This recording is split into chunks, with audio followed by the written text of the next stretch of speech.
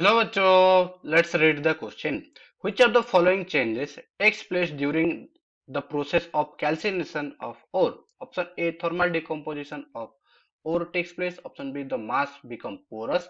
Option C, moisture is removed. Option D, all of the above. So the key concept for this question is वो बन जाता है हमारे यहाँ पर कैल्सिनेशन। कैल्सिनेशन होता क्या है पहले हमको वो समझना पड़ेगा।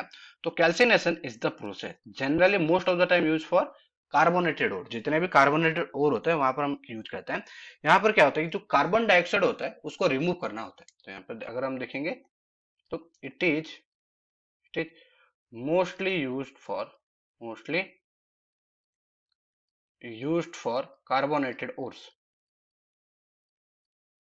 कार्बोनेटेड ओर्स को यहाँ पर हमको देखने को मिलते हैं।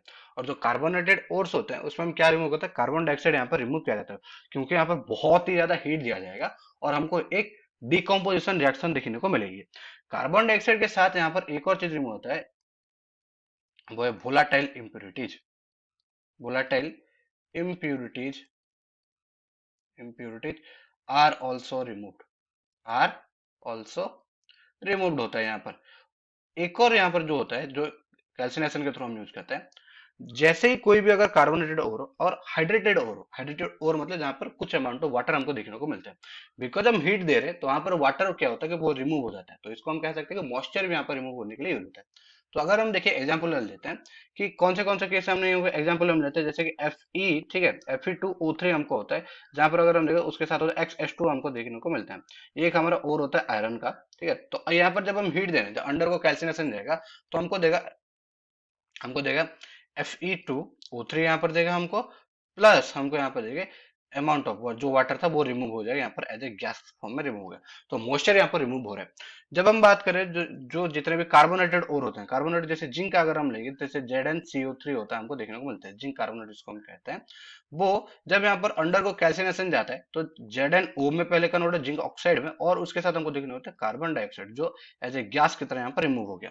तो क्या आता है, thermal decomposition of the reaction हमको देखने को मिला। किसका, ओर का था। जैसे अगर हम देखें सेकंड रिएक्शन में जो जिंक का था, यहाँ पर डिकम्पोजिशन रिएक्शन हमको देखने को मिले।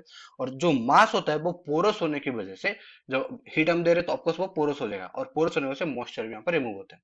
तो ऑप्शन बी भी मैच हो रहा है, ऑप्शन ए भी मैच हो रहा है, ऑप्शन सी भी, मॉइस्चर रिमूव हो रहा है, मास पोरस हो रहा है, और थर्मल डिकम्पोजिशन रिएक्शन भी हमको देखने को मिल रहे हैं। तो the correct answer for this question is option D, which is all of the above are happening for this reaction. I hope you understood well. Best of luck.